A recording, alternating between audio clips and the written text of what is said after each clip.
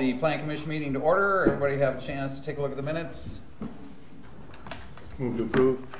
Second. Motion and second to approve the minutes. Any discussion? All those in favor? Aye. Opposed? Motion's approved.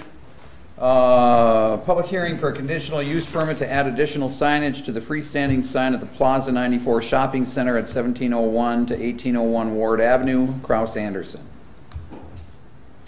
So Spectrum Signs Incorporated, on behalf of Kraus Anderson, submitted a master sign plan revision to add one 3x8 tile to their currently existing master sign.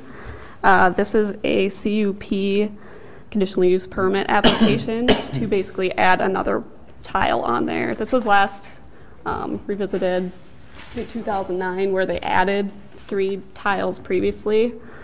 So this is basically a CUP amending that prior CUP to amend the master sign plan. So, any questions? This is the public hearing part. Is there anybody here to speak on that issue? Thanks, Fred. Yes, sir. Sorry. My name is Rick Ferraro from Spectrum Sign Systems, and I'm here representing Kraus Anderson as their property manager is actually out of the country. So I'm certainly happy to answer any questions that you may have. This request is certainly to support leasing activity for the center, to take advantage of the traffic on the frontage road and then obviously Interstate 94. The new signage would be manufactured of the like-in-kind materials and finished in the same color to make sure that they were uniform. So you're going to redo the pillars, you're going to redo the whole thing and then put all new play cards in there for each individual business, or just add one? Yes, sir, just add one. This request is just to add one additional panel of 24 square feet. For some reason I thought you were saying, hey, you were going to kind of redo the whole thing. Well, I wish they would do that. How many units do they have? I'm sorry, Frank. And will you be coming back to look for more? Well, that's a great question, and unfortunately, I'm not prepared to answer that question because I don't know how much lease space is available, and I think it's one of those things, whenever you have a multi-tenant situation, you never know if you're going to get a big user of 10,000 square feet in there, or if you're going to have to divide a 10,000 square feet into 3 individual spaces. Well, we prefer to add placards versus build another sign. I'll say that to you. We prefer. At some point, I mean, right, it doesn't look like there'd be much of a change in visibility. No. But you can't keep going down or it's going to block it. So I guess I have the same question Randy does. What are your, once you put this tile in, then what? What if you need more signage, then what are your thoughts? You're not that person, are you?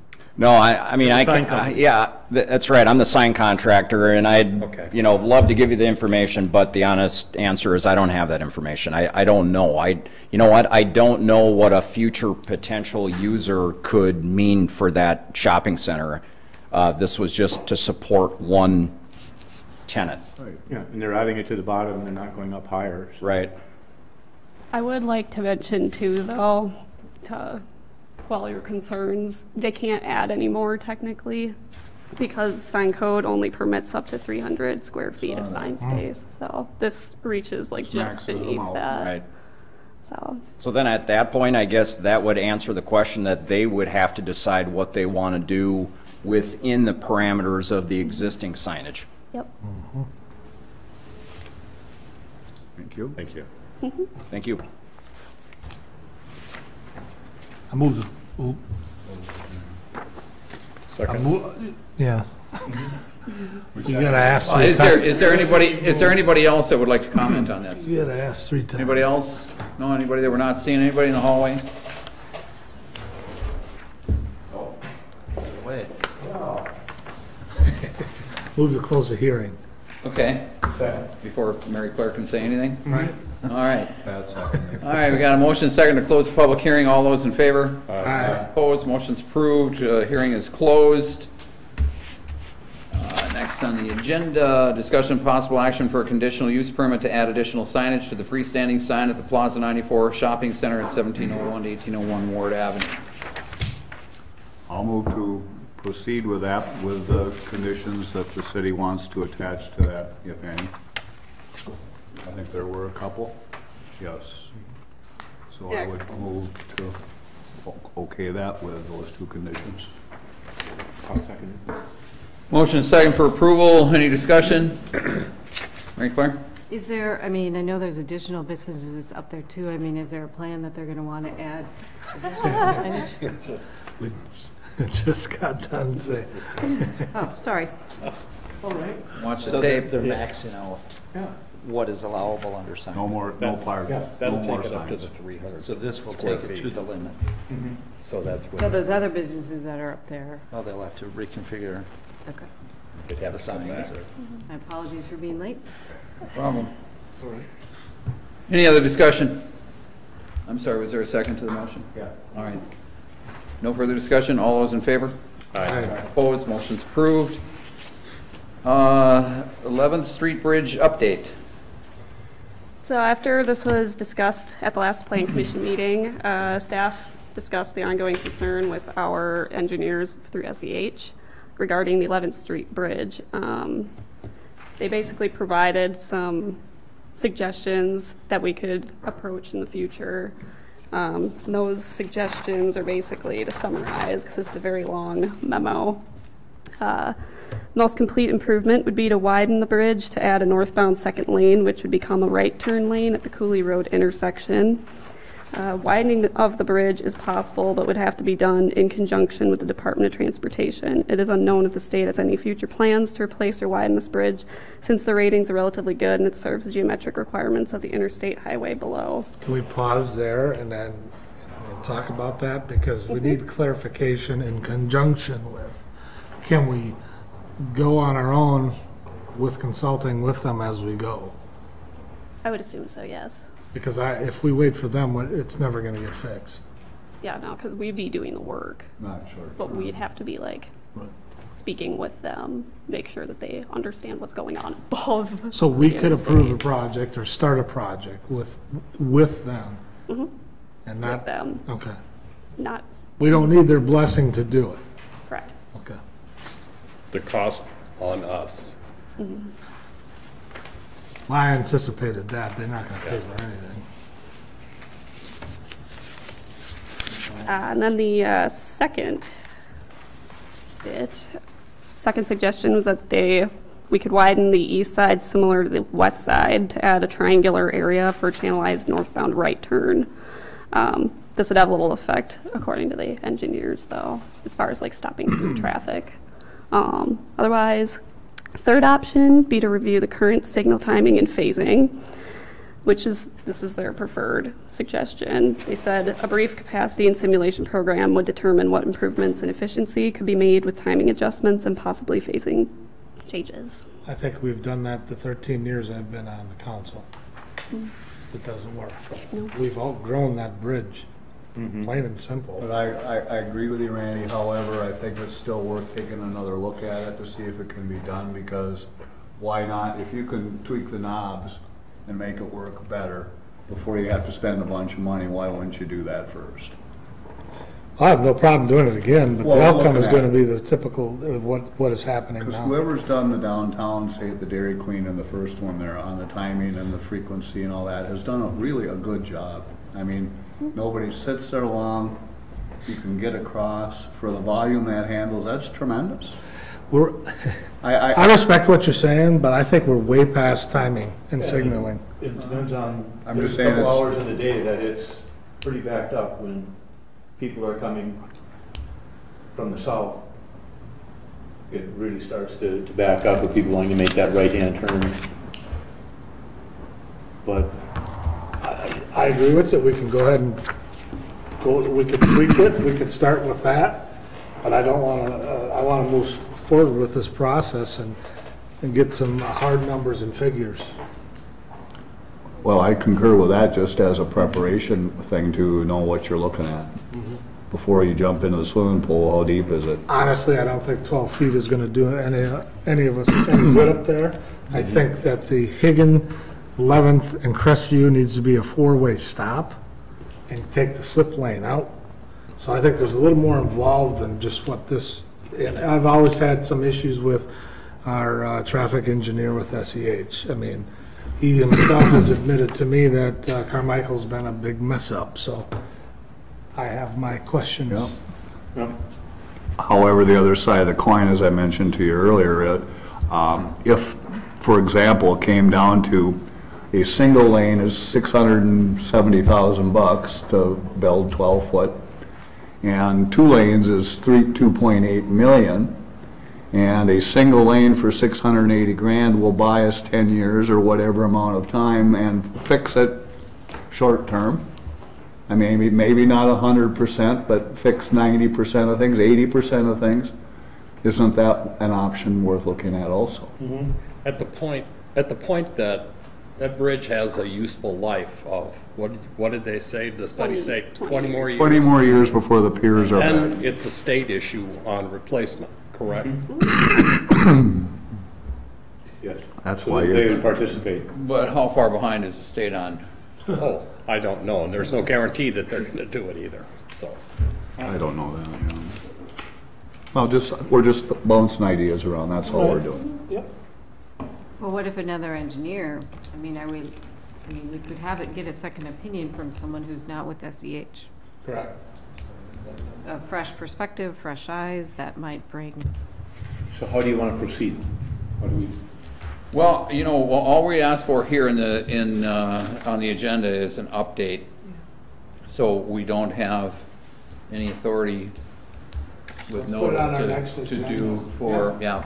Yeah, we're just kind of looking for some direction, thoughts, reactions Right. to what, we were asked to bring forward. Obviously, expenditures would have to go Yeah, to the finance and council. all that stuff, but at least it gets the ball rolling. But is there an opportunity to have another firm review it and provide feedback? Formal review with the different engineer. Yeah, but we'd have to go ask, That'll come next. and it doesn't say there's no actionable item. Right, so we can't do anything, but yes. What does it take then to have whoever sets our signals then to take another look at all of that to see if they can tweak that thing to make it run a little better? What's it take to do that? I mean, let's just do that right now if we can. It's not an action item tonight, it's just an Oh, update, well, I'm just, okay. right? He's putting more on the plate. Yeah, something for discussion for the next one. Well, So- that's the cheapest thing. I Yeah. mean, So I think you're hearing, for feedback on it, that you're hearing support from us that it needs to be addressed, and city staff come back with recommendations and backup information to support whatever their conclusions are. Right? Isn't that what we're asking them to do? Yeah. I'd And say- then out of that, a formal, Well, we could start it in finance and suggest Yeah. some monies be expended for outside engineering for traffic, or for a picture of it and see what's going on. For a second, Second opinion, basically. yeah, we can take that up in finance. Yeah. Anybody here taking notes for finance? Emily, you want to shoot that down? Ultimately, what do you want to see done? I want to see us ultimately go out for a bid. I want to see something widened up. I want it widened. Now, whether we buy 10 years until the 20-year lifespan, it's a Band-Aid approach. I'm not a fan of that kind of approach. If we're going to do it, let's do it right. I realize 2.8 is a lot of money. I don't know. It needs to be addressed. We don't have any other access. We don't have points. any of the other answers to answer the legitimacy of what you're Right. saying here, and that's why we need some people to tell us. Right? I agree with you, Randy. I mean, I don't disagree. We need that to be designated a state highway. yeah, that would help. Well, good luck with that one. I do. Both of Let's them. get Cooley Road a state highway first. That's a longer process, probably. Huh? All right, so you know what we're going to do on that? Anything else? Everybody good? Thanks for your support. And No. thank you. Kurt wants us to keep this moving, he wants to get out of here quick. Yeah. Perfectly fine. No. He was lamenting that we don't have a longer agenda now that he's at the meeting here today. All right, discussion of possible action on recommending the Common Council set a public hearing date for an amendment to Municipal Code Chapter 255, zoning to include small animal or reptile education businesses. So this is in continuation with previous discussions we've held at the last couple of Plan Commission meetings. This is now an actual recommendation to Common Council to set a public hearing date so that we can move forward in getting this piece of code put into, yeah. Can I ask our guests, our gal here, to tell the people that haven't been here in brief summation form, but as comprehensively as you can, is what you're doing, so everybody kind of understands? No, not everybody was here. Right. My name is Emily Roberts, and I run a corporation called Snake Discovery, where I educate people at libraries and scouts and parties about reptiles, which are some of Earth's most misunderstood creatures. We specialize in snakes, hence the name Snake Discovery, but we do work with all varieties of reptiles just to try to get people over their fear in the form of education. We run a YouTube channel called Snake Discovery that has recently blown up, and we have just over 1 million subscribers. So with that, we would like to start an educational center in the city of Hudson where we can teach people from all around this area in person how unique these animals are and why they're important for the environment in kind of like a hands-on way. So I envision this facility to be primarily an educational setup with animals in naturalistic display enclosures with informational signs in front of each one and some hands-on interactive things to teach people of all ages even more. And I would also like a smaller portion, ideally, to be for the sale of reptiles and amphibians and supplies to take care of them properly in captivity. What's your background? Oh, I have always loved exotic critters, but I went to the University of Minnesota and got a bachelor's in fisheries and wildlife with an emphasis in wildlife. And then I started working for the Minnesota DNR as a naturalist, where my job was to create interactive programs to teach or to connect the public to natural resources in any way, shape, or form. So I did programs about trees and geology. My favorite were, of course, programs that involved wildlife, because that was my specialty in college. And that's what set me up for doing programs for a living. It was a temporary position. It lasted 2 summers. Unfortunately, I couldn't find another job, a similar job with the DNR afterwards, but I enjoyed it so much that I wanted to continue it somehow on my own, which is what started this business called Snake Discovery. Do you have other operations or facilities elsewhere? We do not. Currently, it's just a traveling type of program or traveling business where I bring the reptiles to the different centers and schools and such, and we don't do it out of our own house. So the funding necessary to pay the bills on the facility is from sales, or? It's from my programs as well as the YouTube channel, and some of the sales that the reptiles that we breed and raise and sell, but primarily from the programs that we perform and the income from the channel. Okay.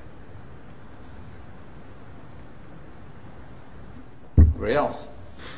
Emily, I know I sent you the proposed code. Did you have any comments or reactions to it that you wanted to share?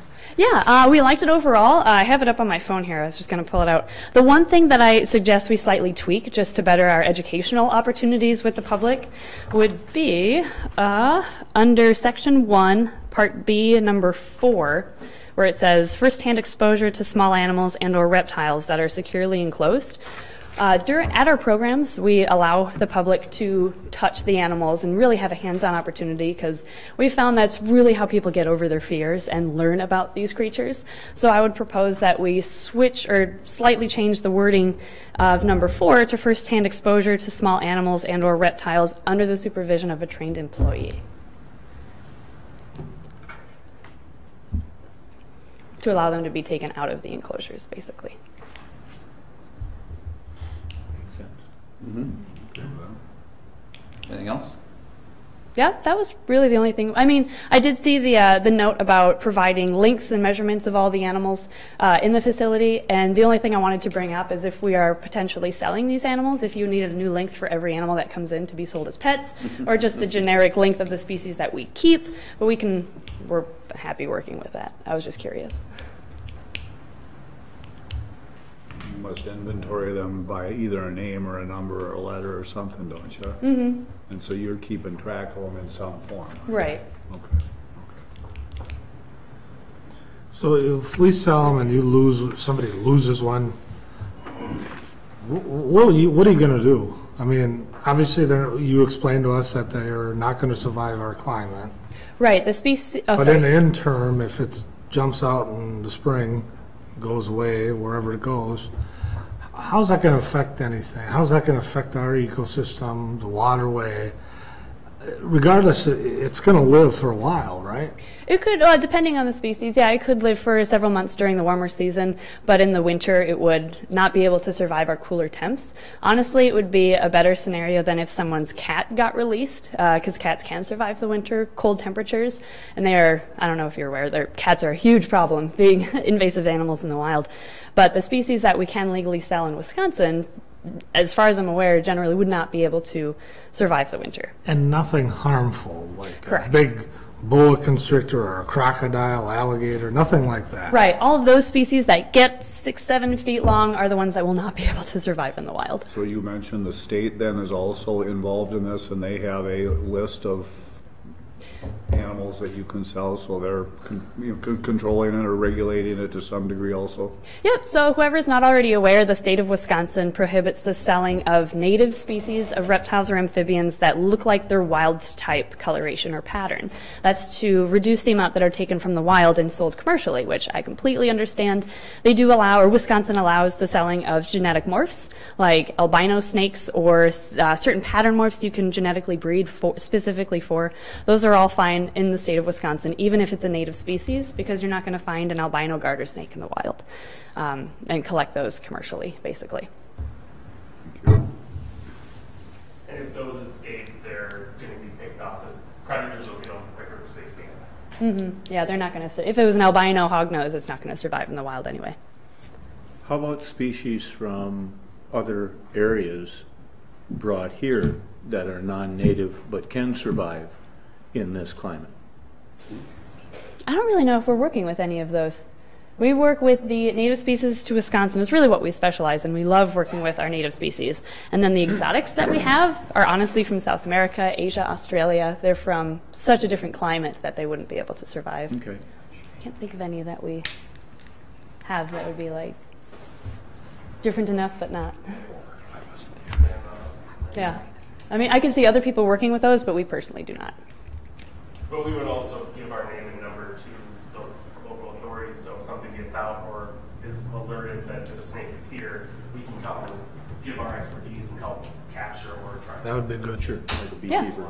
We actually do that anyway. There's someone over in Hudson that has a bull snake problem, and they call us whenever they have one that's by their house so we can relocate it. It comes back every time, but that's what they do. But we do assist with those things already. Thank you. Thank you. Yes. I have a question. I know I wasn't here at the first meeting where he talked about it, but I'm just wondering, why is this not a conditional use permit and a change of ordinance? This is actually creating a new ordinance for this land use type. So we don't actually have anything related to this at all that could apply to her business. So that's why we're creating a new code right now, or a new ordinance for it. So then anyone coming in under that ordinance For the specific land use would with need a specific conditional use location permit, yeah. for a shop, AKU, we would issue a temporary to them, or would it automatically be? No, they would be required to get a conditional use It would be permit. a conditional use Yeah. permit when they came in, so we're covered. So everyone will get a conditional use permit, even with They this would have to apply ordinance for change? it. They'd still have to apply, yeah. Yep, so this is updating like our use table, allowing for these types of uses in the agriculture residential, general business B2, B3, B4, and light industrial with be a conditional use permit application. I guess I also had a quick question too. I'm sorry if you want to continue. I was curious about, and you might not be able to share this too, I don't know if it's confidential or not, but what Angel's Pet World currently does, since they sell non-native species of reptiles. I don't know if it would fall into the same category or not, but if you need someone to compare the selling of reptiles to. Just was curious. For example, what kind of, like, Well, like what do they sell? like They a have gecko? Yep, they have leopard geckos, bearded dragons. I think they've sold corn snakes, ball pythons in the past, which are very similar to what we'd be selling. I thought you said the state regulated that, what no. they could sell, so does the state okay those items? Yes, because they're not native to Wisconsin. Okay, okay. Didn't know that, didn't know that. So when are you looking for the date? May 6th? What? Recommending a public hearing date that the council set of May 6th. And if you did feel comfortable tonight, to recommend approval of this ordinance, or, you know, if you wanted to wait a few more weeks to look it over again. Move to recommend. And I'll second that with approval of the ordinance as presented this evening. Yep, with Emily's With- changes, recommended With the change. changes that, have been suggested. All right, motion and second to approve public hearing. Further discussion? All those in favor? Aye. Opposed? Motion's approved.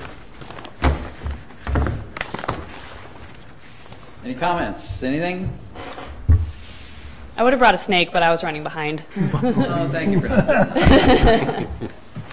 Thank you for coming, though. Thank you. Thank you very much Yep. for your time. I have two things.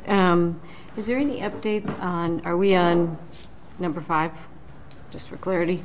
We're on, comments from Okay. future. Is there any agenda. updates on the potential redevelopment where St. Chris Gruber was and down the street? I mean, I'm just thinking, No. is there an opportunity for, I mean, because as you come into town, you kind of see these empty buildings and so forth, there's opportunity to say potential redevelopment coming or something other. Okay, so how does that? Why don't we talk to Mike about that? And we'll talk to We can bring it Gerard's. Okay, That's been put on, I don't want to say on hold, but their timeline, their timetable is kind of pushed back a little bit, primarily because of, Flooding. no. What's the overarching issue that's kind of I'll stick with flooding. EMS. EMS? so we don't know what the potential development is, or some people know, or? They're waiting to see what the disposition of this property is going to be across the street. Who's they? The Gerard brothers. Oh, okay. All right, so whatever happens over here with EMS, that building will have to, or that piece of property will have to go up for bid, probably. Bring in ideas for, what people would like to use the piece of property for. Gerard's have a design on that property as well, but they have to compete with everybody else that might have some type of design on that property. But they figure with everything that they have planned right now that would fit in well with, and they think that the city would agree that it would fit in well with what their plans are for their piece of property, as well as future parking needs and things like that. Current parking needs.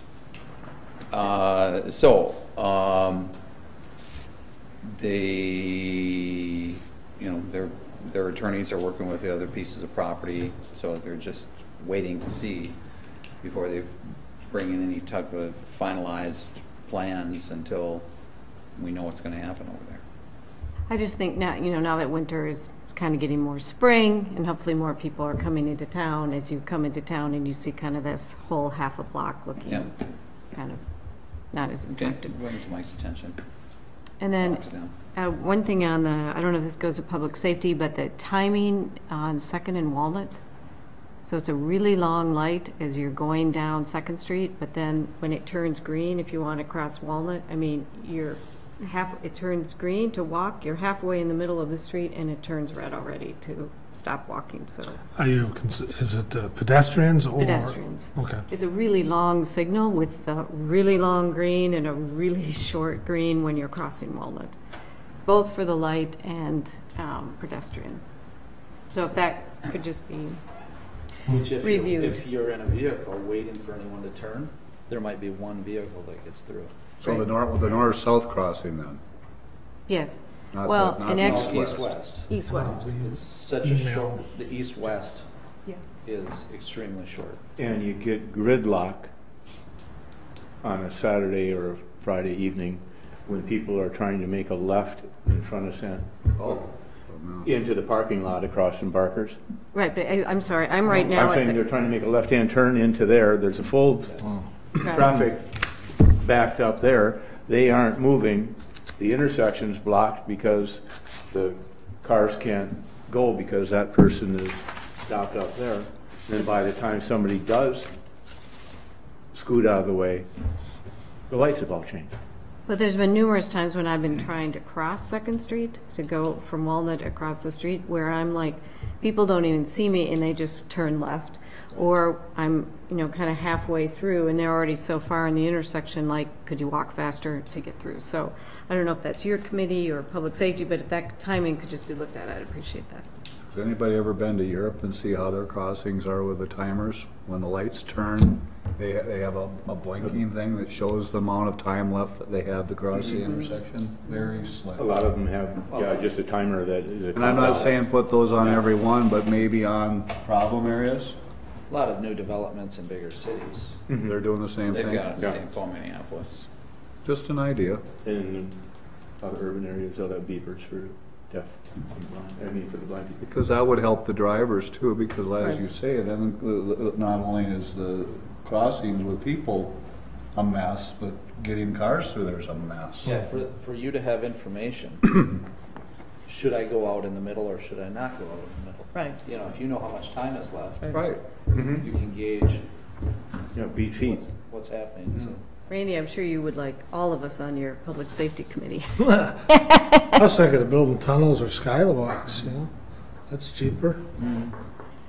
Is there, I have one further Rope question. swings.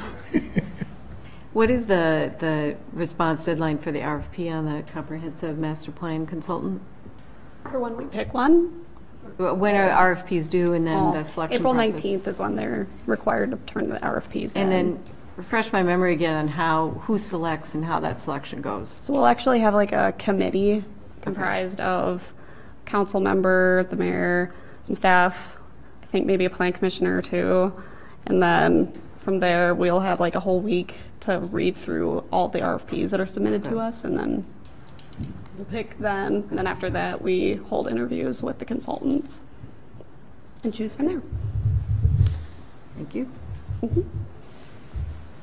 Anybody else? Yeah, one last question. I see they're working on the backside of what I call Erickson's, the old shopping center, the athletic thing. And I mean, all those doors are starting to go in, and those are supposed to become, as I can recall, individual shops or individual stores. No, not necessarily. The athletic club is going up and down. So they're going to take up a big chunk of that down below. Well, I was just, and I can't remember what we did, is why I'm asking this, is how would that impact for then First Street? Whatever they're doing, if they're taking that, retaining wall out of there, which they are. And we, the city deeded them that land, which was right. The activity, I guess I'm just thinking, boy, that place could become one busy spot. Well, given that the athletic club is going to be using a good chunk of that down below. Oh, they are. Parking is going to be, there's additional parking that's going to go in behind there. Oh, I didn't know that. Yeah, I can't remember how many spots, 15 7. spots. Was 7? I thought it was more than that. Okay. Well, that answers some of it. Oh, no, wait, I'm sorry, it's 7 down there, it might be more down here. Yeah, because I I think it's think, 15 or 16. yeah, along the My sides as well. Yeah, okay. Okay, I was just curious. See how quickly and easily I defer to. My apologies. What's wrong? Thanks. Anyway, so, and I think Angels might be going in down there too, with an up and down. I can't remember that part. For some reason, I was almost thinking that was going to be like a boardwalk, bars, restaurants. That was a plan. Well, it might still have the appearance, but less business. Okay, well, no, I mean, you've obviously addressed my question, but that's why I asked it, because I thought it was that pretense. I thought, oh boy, that's going to be a mess. Yeah. I think the other question was, did you have the conversation with the overlay district? Did you come to a conclusion? On the pink house. Yeah. Yes. What our thinking is that we're just going to go right to the council with it. It's going to end up with the council anyway. So no design review committee? Probably not. And I'm just curious as to the reasoning behind that. I thought that was the process in place. It is the process in place, but there's a recognition that it's likely to go to court. That she's going to be found that she's not in compliance. She can fight that rather than waiting to see what the council would do. She can take us to court right away, fight it, save us attorney time, court time. It ultimately is going to end up with the council. The council is going to have to do something about whether they're going to do anything with the ordinance anyway. And what Mike has said is there are like a dozen, 10, 12 infractions that were never enforced, that were allowed to happen, that weren't as quite as blatant as pink. So 10 infractions just on that site or at numerous sites? No, numerous sites since the passage of that ordinance that were allowed to happen without anybody saying anything, doing anything about it. And a couple of complaints have been registered about it, about different things, Moose being one, Real Local being one, and I don't know how many others. I don't know if I could talk to you guys about that. But anyway, he has said that he's found, like I say, 10, 12 different infractions that could create some legal problems for us if we want to pursue this right now in court, or if she takes us to court. So ultimately it's going to go to the council, so we thought, let's just go right to the council. Just so there's some resolution. Right, I agree. Believe me, I'm with you 100%. We cannot allow people knowingly violating the law like that of the ordinance, and we don't do anything about it. Correct. So what about the other 10 infractions? Well, one of them went away, Real Local. But they're still not up to standards. Even with the... No, but that's just it. I mean, the council is going to have to deal with it. Well, the city. Now, I don't know what that means. Okay. Is the city taking steps then, as being asked here? I mean, hey, we're aware of 10 of them. Is somebody going back in and saying, hey, this needs to be fixed? That being done. That will be up to the council. Okay, that's part of this. Yeah. Okay. Okay. Well, then that's fine. Yeah. But it's kind of shame on us for allowing that to happen. I would agree. It's the window of the sales real quick. It kind of, you lose the steam of your. Well, you know, and it was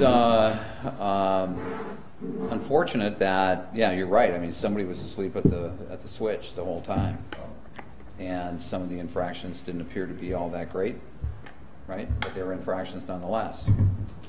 Parker's is another one with, I think, unshielded lighting or something like that that's still out there. Can't remember exactly what the phrase was. He'd correct that if you brought that to his attention. Those are easy enough to correct. Easy ones, yeah. Moose, I don't think it's easy to correct. I can't remember exactly what the problem was there, but it probably had to do with their That was gone over with a fine-tooth comb. I'm surprised that there was something. Unless or until you bring into play an ordinance that most people didn't even look at until all of a sudden there was a How big... about that sign? I mean, was he grandfathered the sports club sign for the size? Because I've heard a lot of people complain about that. He's got a big sign. I've never heard any of it. I have, many times. With the new one? In other words, he was able to retain the square footage of Bob Smith's sports club. Oh, yeah, yeah. Yeah, he just changed it to Smiling Moose, but, you know, once the property changes ownership and there's a new ordinance in place, don't you comply with the new ordinance? Well, no, he kept Bob Smith's sports club square footage. That's what I'm saying. I'm not complaining, but other people are saying things. I mean, and then you have to say, is it fair? I mean, you know, whether it's true or not, Randy, come on. Hey, All kinds of stuff is being said. We just did it with Cross Anderson. Right. Well, And rules are made to be enforced, otherwise why are we even here? I agree with you. I was like fools. For now, though, one crisis at a time. No, I know. That's all. I'm sorry. Move to adjourn? Second. Motion second to adjourn. All those in favor? Aye. Opposed? Motion's approved. I think Catherine yelled at us for going down.